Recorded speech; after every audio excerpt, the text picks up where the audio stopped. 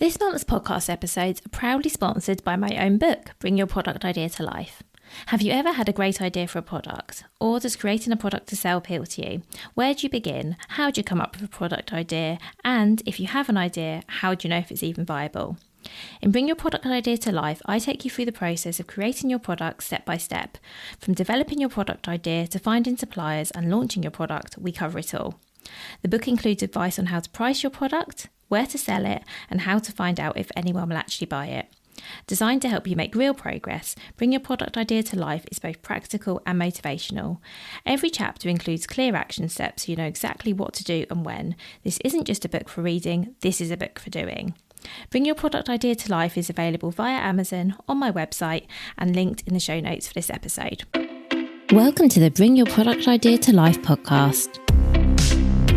This is the podcast for you if you're getting started selling products or if you'd like to create your own product to sell. I'm Vicky Weinberg, a product creation coach and Amazon expert. Every week, I share friendly, practical advice as well as inspirational stories from small businesses. Let's get started. Hi, so today on the podcast, I am speaking to Elle Williamson all about the planning for Q4. So this is a different type of podcast. Well, actually, you probably won't hear any different, but it was actually recorded differently. We actually recorded this back in July as a YouTube live. And this is something I'm looking at doing going forward, is recording some of my podcasts in live time so you can watch them along in real life if you'd like to. But of course, they will also all be available as podcast episodes. As I say, you shouldn't notice any difference in this episode, but I thought it's always nice to have a bit of background. And of course, I'm hoping that some of you will have seen this already. Whether you have or you haven't, do listen. It's a really good episode. Elle really knows her stuff. We talk so much about Q4 and specifically the changes you need to make to your website, your emails to get the most sales during this period. And you'll hear from our conversation that the key here is planning. So listen to this episode, and whenever you're listening, it's a great time to go away and plan out week by week what are you going to be doing to your website, what emails you're going to be sending to make the most sales possible for the last quarter of the year. Really hope you enjoyed this episode as always, and I'd love now to introduce you to Elle. Hi, Elle. Thank you so much for being here. Good morning. Thank you for having me again. Oh, you're so welcome. Thank you. I think this is the third time you're on the podcast. So thank you so much for sharing even more of your time with us. So I've invited you here today to talk specifically about Q4, which as we record this is a while away, unless if you're watching it live. However, if you're listening to the podcast version of this, then it's actually just about to begin. But before we jump into that, Elle, I'd love for you to quickly give an introduction to yourself, your business, and what you do. Hi, I'm Elle. I founded the Ecommerce Assistant, and what I do is I help small businesses to sell more of their lovely products online by using Shopify and Klaviyo. So they're the two platforms that I specialize in now, and I, after many, many years working in e-commerce, know are the best two for selling online, the two that you need. And I do that through one-to-one training, some project work, but much less these days, because I also have a lovely community of online business owners who can learn from me and learn from each other. So I'm really passionate about, learning, but also teaching, and also like learning from each other is a really big thing for me now. Amazing. Thank you. And I should also say thank you to your wonderful community for coming up with some of the questions for today as well, because that's been so helpful when preparing for this episode. So thank you to all of you. So let's start talking about Q4. As I say, we're recording in July. It feels like a way off, but when do we need to start thinking about Q4? How early is too early, or can you never be too early? I don't think you can ever be too early. And I'm sure if people are watching live or thinking about it now as we sit in early July, there's already talk online. There's already a bit of noise about, it's now the start of Q3. Quick, start thinking about Q4. We hear about Christmas in July, which is a traditional sort of bigger retailer press. That's when all the press is prepared. Actually, bigger retailers are preparing earlier, aren't they? Because they're buying. I'm not a buyer, but I know that the buying happens even earlier in the year. However, I think for small businesses, it's important to be realistic. And a lot of the time, you may plan your marketing, but you're slightly more reactive. You're probably time poor. I work with solo founders, so it's just them doing everything. So I certainly wouldn't be stressing that you haven't started yet if you're listening now in July. If you're listening and it's late September, then you might want to and you haven't started, you might really want to set this time, this next week aside to really plan, because I think without that plan, that's when you don't want to be winging it. You really want that plan ready. So I don't think there's a too early, but I also, wouldn't want anyone to be sitting there thinking, oh, I haven't done anything yet. You've still got time. Amazing, thank you. So whatever you're listening to, if you listen to this in July, you've obviously got a bit longer, but if you're listening to this as it's released as a podcast, end of September, as Elle says, do not panic. This is a great time. In fact, it's the perfect time, because if you're time poor and you don't have the luxury of planning months in advance, which lots of us don't, let's face it, get your planning done now. It's all good. Before I ask you more specific questions, so July, a bit early to think about Q4, possibly. When early to start talking about Christmas? Well, I don't mean planning for Christmas, but I'm just going to throw this question out there, because obviously that's the big event in Q4. How early can we start talking about it? What I see is that small businesses don't talk about it early enough. There's this fear of saying Christmas. I think September for most people is the best time. And I know people feel like that's too early. The kids have just gone back. I'm still talking about other things. And obviously there'll be other things happening in your business and marketing. If you're a stationery business, that back to school is huge for you. So obviously there's other things happening. You might have a big Halloween, you might have a big bonfire night. There's all these events happening, but people are Christmas shopping in September. People actually start Christmas shopping even earlier. I know people that start in the summer. So it's not crazy. And I also think it's a really good idea to start looking at the supermarkets, because they tend to go what we think is really early. We always laugh, don't we, when Easter's over, there's something else in the shop straight away, or the Easter eggs are out in January or something. There's always this I always think, gosh, that's early. But actually, they're doing the right thing, because a lot of people like to be really prepared. And if your Christmas range isn't online, not necessarily being screamed about, but if it's not online in September, I do think you're missing sales, because some people will buy in September and be done by October. So I think I don't actually think you can put your Christmas products up too early. Obviously, the caveat is you're a small business, you're time poor, you might not be ready. So don't stress. But if it's sat there ready to go, get it online. People are definitely shopping. You're not going to necessarily make your website suddenly full on Christmas. But I do often see people in October and I'm like, oh, they've still not got their Christmas range up. They're still not sort of Christmasified their website. So I know we're talking in the end of September if you're listening now, but if you're thinking of next year and years to come as well, there is no harm going in September. I've worked with businesses that they get a huge amount of Christmas sales come through in September. So September is a really, really important month in my opinion. That's really useful. Thank you. And I mean, speaking as a consumer, I always start my Christmas shopping in September, partly to spread out the cost, because let's face it, it's expensive. You've got a lot of people to buy for. And I'm sort of by the end of August, I'm already starting to think ahead. I'd say that's quite common with most consumers. And the cost is a really important thing, because if you don't shop in September and you think about, paydays, you've only got October and November, because December's too late. So you're only really allowing people to shop for 2 paydays. And it's really important to consider your consumers in that way, isn't it? Absolutely.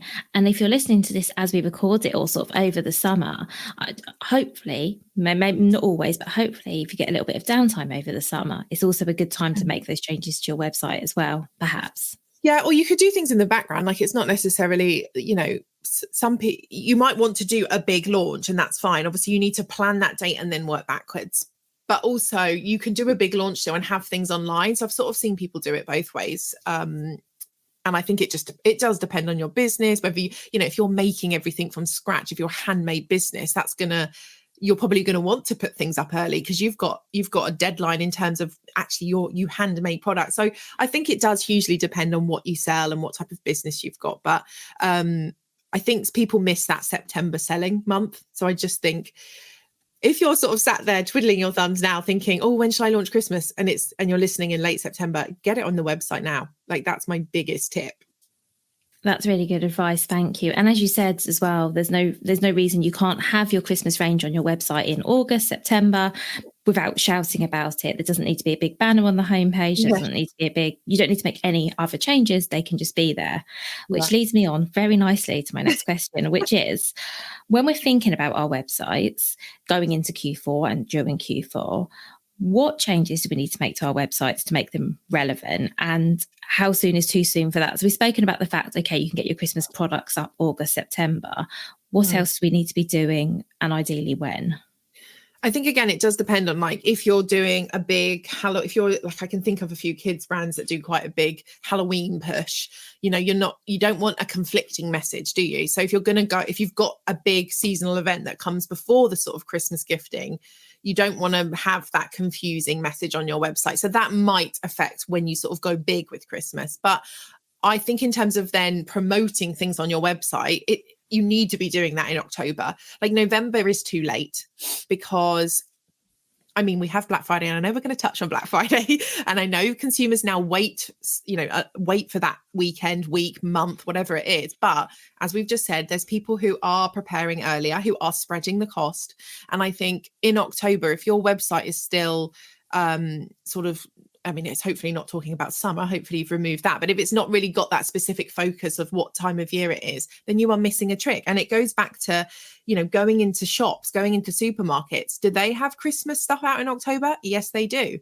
So people are thinking about it. And if you want to capitalize on Q4, if you want to, sell big, give yourself a bigger window almost, isn't it? Rather than just focusing on November and focusing on the Black Friday and all this, like having it on the website, making it easy to shop in October. So you might do it gradually. You might update your menu. So on your website, in your main navigation, you might have a Christmas collection added to the end of your menu to begin with. And then that might, after a few weeks, or once you hit sort of late October, early November, that might move to the front of the menu. You might not put it straight onto your homepage in that lead banner, like we were just saying, that hero banner. You might have it further down, like shop for Christmas early. Like your messaging will change as we get closer to the big day, if you like. So I think it's maybe breaking it down in those little tasks is easier, isn't it, for small businesses with who are time poor, because actually you don't have to do this huge big website change. You can do it gradually. I also think it's important to say, some people won't have specific Christmas products launching. They will have products. And I know in my community, a few people said this, like, oh, I don't have a Christmas range, but my products are giftable. If that's the case, then you really need to think about changing the copy and changing the way your products are presented. So if you sell like a bath and body gift set, that's an all year round, product that people could buy. It's then about really reframing it in these Christmas months to say, to be like gift. It's just really going quite big on the gifting. It's changing that message, like, who could it be for? So do you maybe create collections for different people? Do you need to do the hard work for your consumers. You need to direct them, whether that's with your menu, whether that's with gift guides. You need to send them to the right products, tell them who it is good for, and then make it easy to shop and buy for Christmas. So also considering things like your gift wrap. So that's a lot. Oh my God, that's so much I've just gone through. But I think it is thinking of all these things. This is all the things I could do. And then maybe breaking them down into those smaller tasks and actually going, I cannot do this all at once. That's fine. Then just doing them little and often, if you like, until you get into that peak November month. That makes a lot of sense, Elle. Thank you. And I think breaking it down into small tasks definitely makes it more manageable. And also, I think while you're doing that, you can also consider what else is going on in Q4. So, for example, you mentioned earlier, some businesses might have a Halloween range, or they might sell products that are just good. Oh, I don't know, maybe they sell sweets, vegan sweets or something. I don't know, just throwing that out there. So they might sell something they think, oh, actually, this would be great for Halloween, or maybe something Halloween specific. And I guess if you're going for Halloween, you're not going to want to be putting up Christmas messaging and then Halloween and then back to Christmas. I really like the idea of breaking it down and saying, okay, this week I'm going to update my menu. This week I'm going to put a Halloween banner on. Then I'm going to whatever it is, and just planning out like that definitely makes it more manageable. Also, it keeps your website up to date, doesn't it? Which Google loves. Exactly. And your consumers love, because they're seeing something different. You might have, you might want to hero different products each week. I think it's just really like planning it through and thinking whether you have a Christmas range or you don't, thinking, how do my products, how are they giftable? Who are they going to be gifted to? And then kind of doing all that prep work in terms of, like I said, gift guides and gift collections, gifts for her, gifts for him. Like people, that is how people shop still. We want to be directed to the gift. If your website, I mean, last Q4 in 2023, I was Christmas shopping, I think it was late October, early November. And I was going on websites that still didn't even mention Christmas, that didn't mention gifting, that didn't direct me where I wanted to go. And I just, I can't obviously help everyone, but it was just like, it's so frustrating because I'm like, it is easy, small changes that you can make to help your consumer, and always think of it like that. Always just think of it. You're not pushing it on them. You're not being sell. Because I know there's a huge mindset block with some small businesses and selling, and it is difficult. But if you can always think you're helping people, it really does help you to then do this work that is going to benefit your sales. Absolutely. And also, I think the thing to remember is if someone's coming to your website, they're there for a reason. So chances are they do want to buy from you, or at the very least, they want to know what you're selling. Yeah. So tell them. Tell them and put it in front of them and make it, like you say, make it as easy as possible, because I think there's nothing that makes me personally click away from a website than when I can't find my way around. I can't find what I'm looking for. There's lots of things, aren't there? But I think make it as easy as possible for people. Yeah, and even more so with that mindset of, some people have products actually that all through the year there might be gifting, but they might actually be being bought for the person buying, for themselves. So there might be quite a big shift in what you sell, from people buying for themselves to people buying for others. So then you do need to do a bit more work in terms of changing the copy, changing your collections, really changing all that homepage to direct people to the gifts rather than buying for themselves. It can be quite a change, That makes sense. Thank you. So let's move away from websites and talk a little bit about Black Friday. And I shall caveat this right at the beginning by saying that I don't believe, and I'm sure you don't believe either, that you have to do anything for Black Friday. I think you can totally ignore Black Friday if you want to. I don't know if you feel the same, Elle. Yeah, I do, but it is a thing, and some people will want to take part in Black Friday. And I know it's talked about loads, but I think we can't really talk about Q4 without touching on it, because it does exist and it is a thing. So what are some things, Elle, that you think people might want to think about when it comes to Black Friday? I mean, I guess the first is, do you take part or not? Because absolutely don't have to, because I think for small businesses, it can be hard, can't it, to suddenly put on huge discounts. I think that's where the planning comes in, though. I think there was definitely a lot of small businesses, if I just think back to last year and previous years, who, come mid-November are starting to panic and think, I don't know, should I do it or not? And I think you just need to make that plan and make that decision. If you're going to partake, if you're not, if you're going to do something else, and whatever you decide, it's like committing to it and going all in. So rather than last minute, the day before going, I'll just put a discount up and quickly, sending an email and quickly changing the website, you're not going to see as good results from that as if you've planned out a really thoughtful, promotion and campaign. So I think it comes back to that planning, which you can absolutely do right now in late September. You've got plenty of time. Black Friday isn't till the end of November. I actually know what date it is this year. I haven't checked, but some people, obviously, it's Black month. It's Black November. It's a week. It's 2 weeks. Whatever it is, it definitely has stretched through November. But it's making that decision whether you're going to do it, what you're going to do. Like, you don't have to just do a discount. You don't have to discount your whole website. I think you can offer something without feeling like you just have to put up 20% on your whole website. I think that a few years ago, that is what everyone did. And now I think you can be far more strategic, a bit more clever. You can do gifts with purchase. You can reward your customers. I've seen someone, who was it last year, if you ordered during this period, you'll get like a £10 off code for your next order. So that's obviously great you get an offer, but you're actually getting them to come back and buy again. Like, there's loads of things you can do. It's similar to like when you think about your pop-up, your sign-up discount. You don't have to offer the standard 10%. So I think it's you might have a bit of dead stock that you're like, I don't know how to get rid of this stock. And it could be a free gift with every order. Like, I think just, again, do the plan, sit down. If you want to partake, if you want to offer something, what are you going to offer? And it doesn't have to be 20% off everything. It could be a specific product. It could be a collection, and then work backwards and plan for it.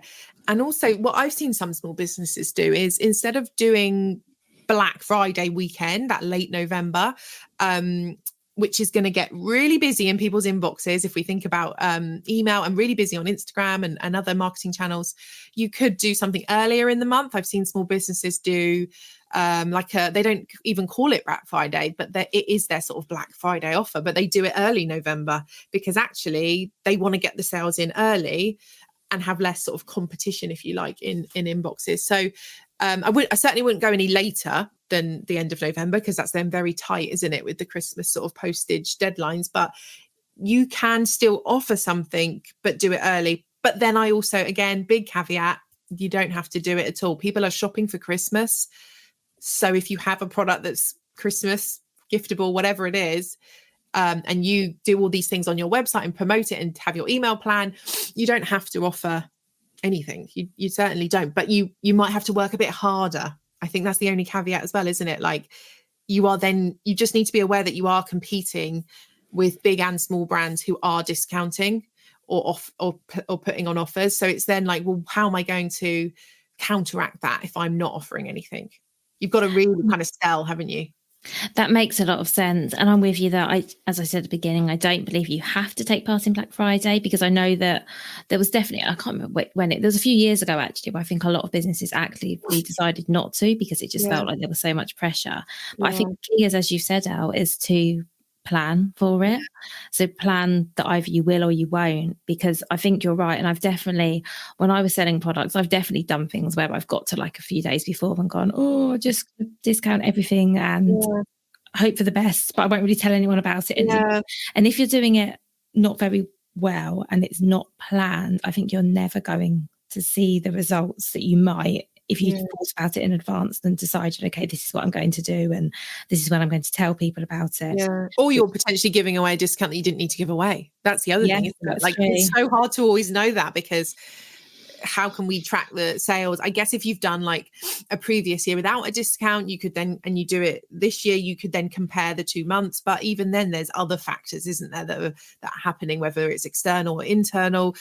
So it is always like, if you don't go for it fully and then you do it on a whim, it's like, did I need to do that? Would I have got the sales otherwise? Because I barely shouted about it.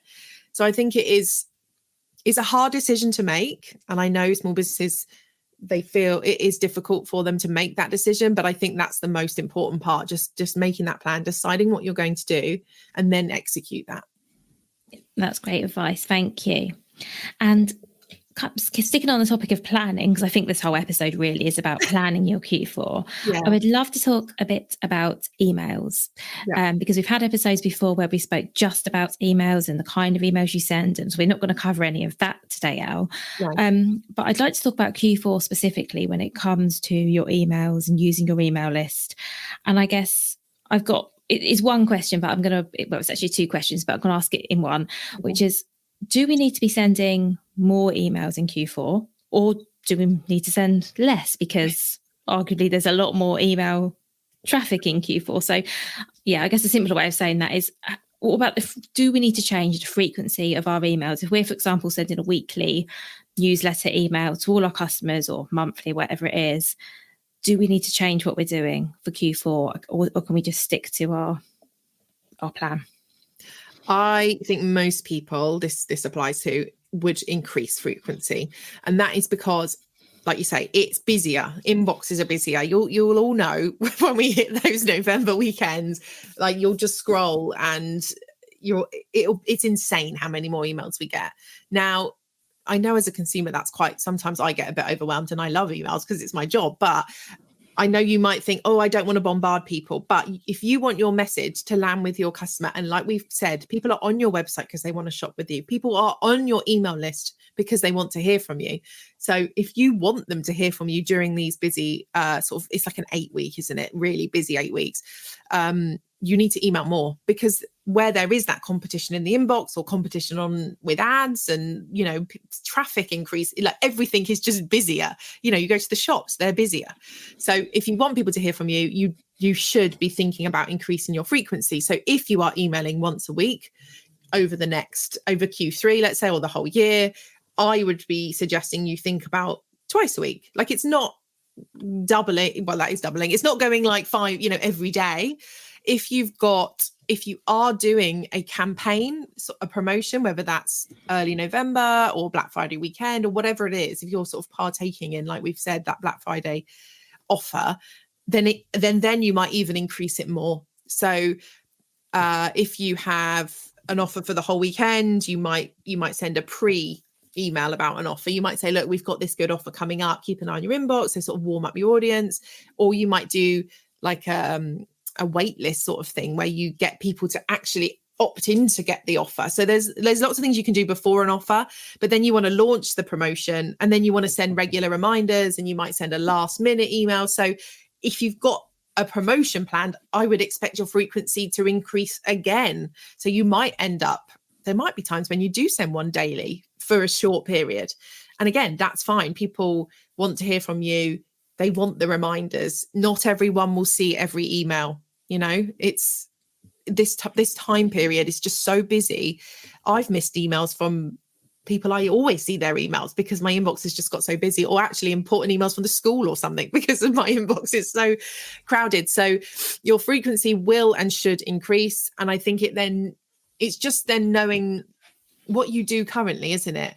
We're not going to sit here and say you must email twice a week in November and December or whatever in Q4. It's more about what do you do now? And I know from my clients, my community, some people are struggling to even email once a month. Obviously, I'm passionate about changing that. So that's where, if you're listening now in the summer months, it's really important to try and get that frequency up now. So you've got that baseline to then be able to increase. If you don't, and you're just ready to increase in Q4, then just go for it. But you definitely will see an increase. And that, again, let's go back to the P word. That means more planning, doesn't it? Because suddenly you've got to fill, you know, if your aim is twice a week, you've got to fill that with content. So that comes back to your content planning and what your promotions are, what product launches, you know, all this planning is so important. Thank you. And when we're speaking about content, I'm going to ask a question that I'm sure that at least half the people listening are shouting out, which is, how can you send more emails without being too salesy? You probably hear this all the time now with emails anyway. People say, oh, you know, I don't want to come across too salesy. So how can we increase our content without coming across this? Or does it matter if, or the other thing is, does it matter if we are coming across salesy? Because at the end of the day, we've got products to sell. But I know that's going to be a question people will ask. It is a question. It's a question people ask all year round. But I think, and normally I will, rather than say, well, don't be salesy, it's about changing mindset, and it's about mixing your content with specific sales content. And then there's sort of what I call selling and serving content. So it might be that you send an email that's all new in products, but then the next email you send is the story about how you created a product. So that's sort of less sale. That's your serving content. That's your interesting content. That's not direct sales content. But I do think, like you ended that question with, in Q4, people are buying. It's like this huge peak period for most brands. There'll be a few brands that actually don't have a peak in Q4, but for most brands, our customers, consumers are shopping. So I do think we do have to get over that mindset a little bit and do start to sell. I think this is where plotting out your emails with any offers you're doing, like pop them in, any new products that are coming in, any specific products you want to focus on that are timely. So if you sell, I know a lot of people now sell like advent calendars or advent products. That's obviously going to come a lot earlier because people need them by the 1st of December. So I think it's plotting out all those things in your sort of twice weekly emails. And I say this for the whole year as well. Once you put in like seasonal events and new products, and you're not usually left with much. So it's fine to sell in every email, but there might be other bits of content you then sort of pop in that you've written a blog about something, maybe you've collabed with another brand, maybe you're running a competition, maybe you're sharing some behind the scenes stuff. That's always really interesting. Maybe you're talking about just like how you gift wrap an order. Like, I just think it's fine to sell. And also, if you just do that plan with one focus for each email. So each email isn't a newsletter. It's not news. It's just, here's what this email is going to be about. There might be a few extra points in it, but it's got one main focus. If you start planning like that, you'll find that you have plenty to say. Like most people, it's like a revelation when they start, actually plotting things out in that way. It's like, oh, I filled up all my emails, Well, that makes sense. Thank you. And I'm going to refer anyone who wants to go into emails a bit more back to your previous episode, which I'm going to link to in the show notes, where we spoke just about emails and email lists and what to email, because I remember we had such a great chat and you gave so many examples of the types of emails people can send, all of which are relevant year round. So do go and have a listen to that if you want to find out more about email in particular. Although I do have one more email question before we move on, which is, given that we've spoken about we're going to be sending more emails, everyone else is going to be sending more emails, it won't just be us.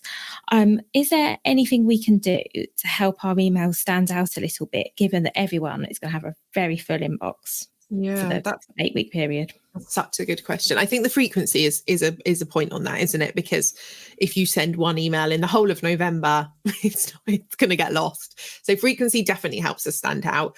I think also the timing of the email does matter. So this is maybe where you go back and look, if you can, at either your last year's data in your email provider and see like when you sent things, what got better open rates, click rates, like the timing. I feel like at the minute, and again, I'm atypical because I'm in my inbox more because I'm using it for inspiration, see what brands are doing. But a lot of sends, Friday's a really popular send, and really early morning seems to be really popular right now. So sometimes I'll wake up and I'll have like 10 emails on a Friday morning. So that would, and I know Friday is like often said to be the best day to send an email, the most popular day, but that isn't necessarily when I would then send my email if I had an online shop. So I think there's that research phase, isn't there, of like, what did you do last year and what worked? Also, what is sort of the trend at the minute, which I'm finding is this sort of early Friday morning and lots of early morning sends. But then it's also just sticking to like what your customer and your consumer, what's right for them. So if they are up early and that works for you, then kind of stick to it. But also think about subject lines, going back to these basics, I think, of email marketing. To get your email opened, there's just timing matters, frequency matters. But when it's in your inbox and your phone, there's just one thing that's going to get us to open, isn't it? And it's the subject line and the preview text. So if you are not making the most of that, you need to be spending time on that part. And I think that's a part that small businesses struggle with. They rush, they maybe don't enjoy, they find really difficult. So if you can compose your email, write your email, come back to that subject line. And most of the time you just need to shorten it. Most of them are too long. Most of the accounts I audit and look at, they're just far too long. So they need to be short. They need to be concise. I think the hardest thing is tempting that open. It's like, don't say everything. Don't give them all of what's in the email. Kind of the job of the subject line and preview text is to get them to open the email. And if you are saying everything in it, why would they open? It's like, this is hard. Do you know what? Whenever you have to write few words, it's really difficult. It's really hard to be concise. But you really want to tempt that open, and you definitely want to utilize the preview text as well. I see lots of accounts that don't. So really important to use that. And the other thing with subject lines and preview text is just make it about the customer and not you. So I'll see a lot that's like, I've been looking at welcome flows recently, so they're in my head. So like, it might be like, oh, our bestsellers, that's the subject line, that's it. And you're like, okay, but what? why do I care? It's your bestsellers. It's turning it round to be relevant to the customer. So try and say our, like, or me or I less, and make it more about the customer, and say you, and say things like, you'll want to see what's inside. You'll want to see this. It's just making that shift to them reading it and really feeling like it's directed at them. Things like using names, there's lots of personalization, but actually it's really shifting that language and using them and not you. It is about you, yes, but it's how does it apply to them? So I think if you can have a real focus on, and I don't plan my subject lines and preview text, that comes after you've composed the email and you sort of want to link it in, but be creative. You come back to that at the end. But if you can just start to maybe go back and look at some of your flows and see how you can improve them, and it is a skill you learn over time, for sure. That's really helpful. Thank you. I was just thinking, as you said that, I get lots of emails of things like you'll love this new whatever, or your favorite products, and thinking as you were talking, I was thinking, oh yeah, I see this in lots of the emails that I get. So I guess that's something else to do as well, is have a look in your inbox at the kind of emails you're getting. And I'm not suggesting for a minute copying, but I think they really help with inspiration, is just to see what do other brands put in their email titles. Because I think the hardest thing is a blank page, isn't it? And I think just a little bit of inspiration can be so helpful. Yeah, I think a lot of people don't do that sort of market research and email. You have to almost consume email and consume content to get the ideas for your own content. And I think just scrolling through your inbox is a great place to start. Like you said, it's not copying, it's getting inspiration. It's seeing what jumps out as well. So using emojis. I love an emoji. I know some brands don't, but I do love an emoji in a subject line or preview text. And you'll notice that as you scroll, they do stand out. So that market research is hugely important. So something I would be doing whenever I'm listening to this, whether it's July or over the summer, even September, is sign up to some more email lists. Yeah. You can always unsubscribe afterwards, but I think the more you're getting, and yes, it can be annoying, because I sign up to email lists sometimes for research, and then a couple of months later I'm unsubscribing from everything again. But it is really useful, and I think you can get a lot of inspiration just by seeing what others are doing. So let's couple more questions before we finish off, Elle. It's obviously you specialize in Shopify and Klaviyo, and I'd like to talk about those specifically just for a moment, because we won't go into great detail because we've spoken about both these tools and people can go back and listen to those episodes. I'm going to link all of these in the show notes, by the way, because they're all worth listening to. But what I would like to talk about specifically is how can you use Shopify and Klaviyo to help you perhaps with your planning your seasonal website changes, emails. Maybe it's with sort of working out how effective things have been.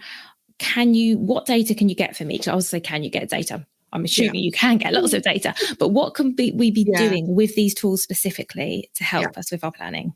Okay, so yes, you absolutely can get data. And I know data is a sticky subject for a lot of small business owners. I might say to someone, what's your conversion rate in your website? And they say they don't know. And that, I get it. It's overwhelming and it's scary, but I like to keep things really simple. I'm not a huge data nerd at all. I'm not a spreadsheet person at all. So I do try and keep it really simple so that you can make decisions. That's basically why we use data, isn't it? To say, well, that worked, well, that didn't work, so we can then do something else. So on Shopify, I would be going into analytics dashboard and looking, if you are a brand that's been around long enough, look at last year's Q4 and maybe the previous Q4.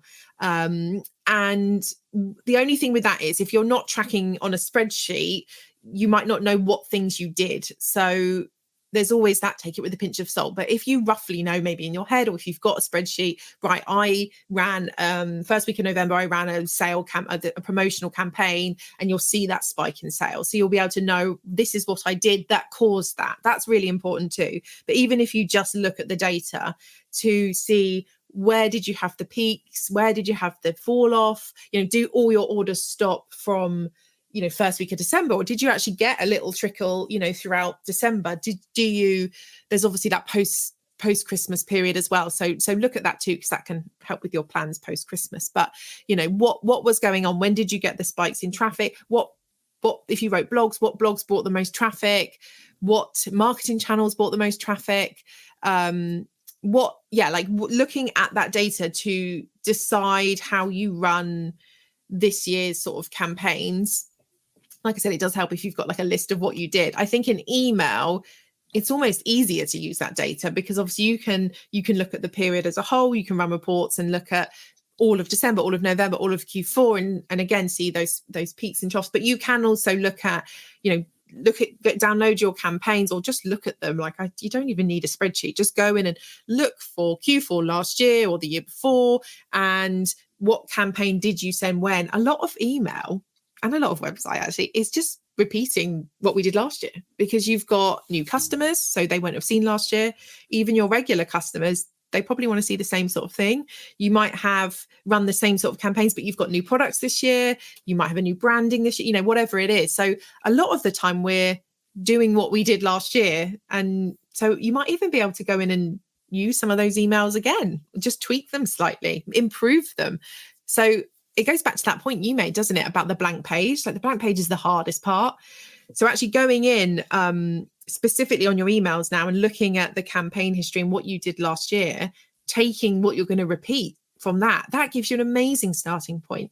And then you might have started to get emails and you've got this inspiration of, I want to do an email like that and I'm going to run this promotion. So use that data. And I also just want to mention on email that you can use data about your customers. So this is why Klaviyo is so great. So we can look in Klaviyo and say, right, let's create a segment of people that ordered this time last year or ordered in this specific promotion or ordered a specific product. It works really well for anyone that's got an advent product, I've seen. So, and then you can target those people with an email either before you run the promotion with an exclusive extra discount, with you're first to get first dibs on the advent calendars we're producing this year. But when you have limited stock, these techniques work really, really well because you're using people that bought last year and might have bought for the last 3, 4, 5 years, and you're targeting them and making them feel like really special. So that's something I really would love people to go and do, like use. And I know segments is also a part of email that scares everyone, but like if you can just set up some segments of that historical, what people have shopped last year, you can really use them in your planning and your promotions this year. That's so helpful. Thank you. And you also asked my next question. You've already answered it though, well, which is amazing. So take a sip of water because you answered it, which was, I was going to ask if you could just reuse things, because I'm with you. I would not remember. You could send me the same email every November and you could use the same title, email heading, maybe slightly tweaked. I would never know. No one is going back to check that kind of thing ever, are they? So, I'm so pleased you said that because I was hoping that was going to be the answer. Yeah. So I guess if you've got data and something worked, I don't think there's anything wrong with just doing it again. I mean, if anything, it worked and it will save you time. So anything time saving. You might even have emails throughout the year that have worked, or like summer emails, or that you can either just use or change into a more Christmassy, wintry promotion. You might have things that you do each quarter. You might have there's that repetition. And that repurposing, we all sort of there's a resistance to doing that.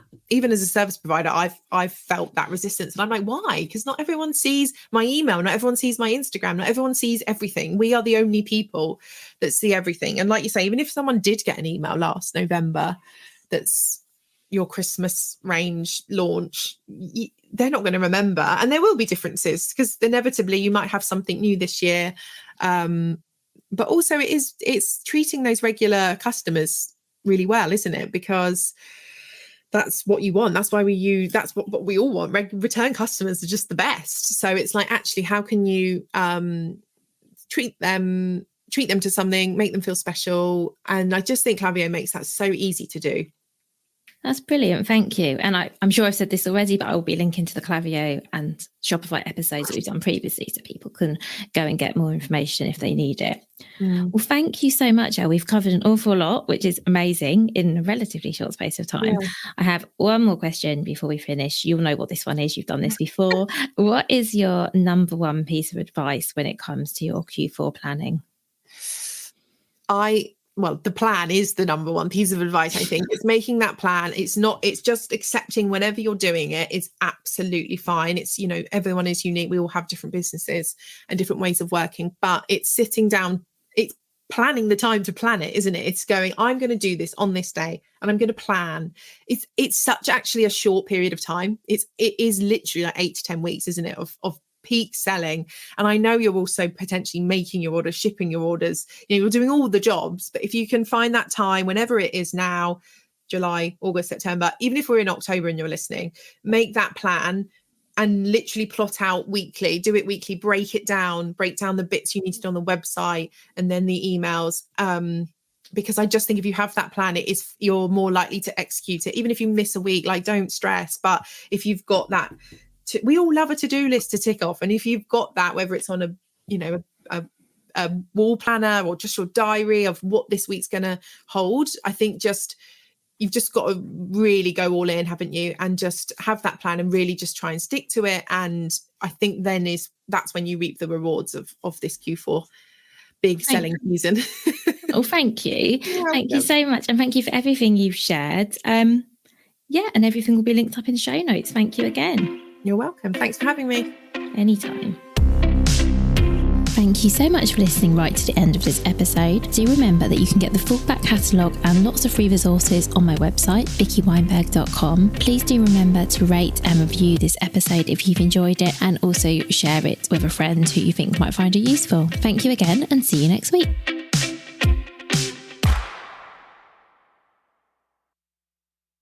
If you've been inspired to start a podcast in 2024, I really recommend my podcast host, Captivate.